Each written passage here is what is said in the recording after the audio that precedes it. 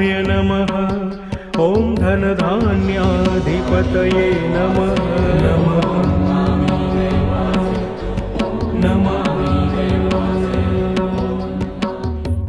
ॐ यक्षाय नमः।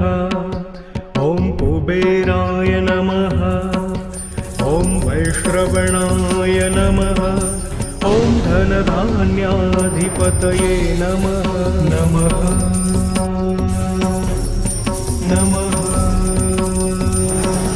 ॐ यक्षाय नमः।